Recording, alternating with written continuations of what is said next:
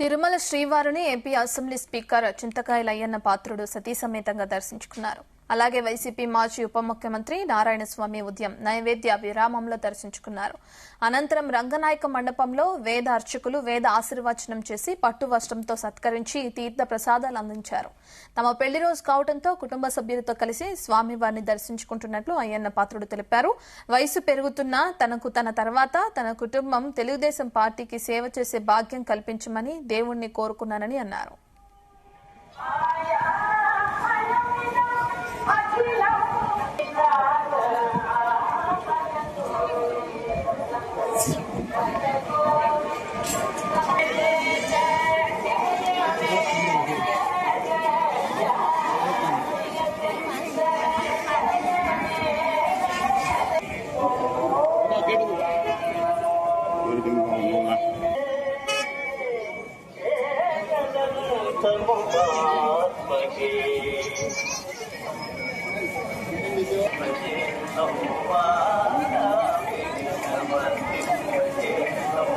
అందరికీ నమస్కారం అండి.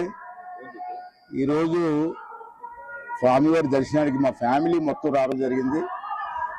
దానికి కారణం ఏంటంటే ఈరోజు మా పెళ్లి రోజు. అంచేత 43 సంవత్సరాలు అయింది మా పెళ్లి. అప్పుడు ఎన్టీ రామారావు గారు ముఖ్యమంత్రి ఉన్నప్పుడు అయింది.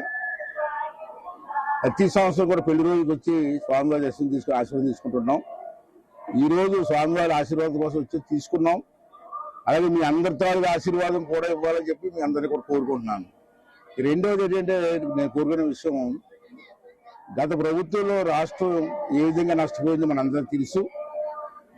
మళ్ళీ చంద్రబాబు నాయుడు ముఖ్యమంత్రి అయిన తర్వాత 2 సంవత్సరాల్లో రాష్ట్రం ఇప్పుడిప్పుడే ముందుకు అడుగులు వేస్తున్నాం అభివృద్ధి వైపు.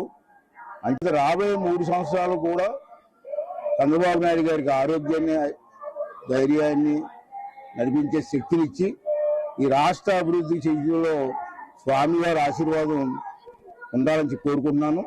మూడో కోరిక ఏంటంటే, ఎక్కువ కోరకూడదు స్వామిని, మూడో కోరాను.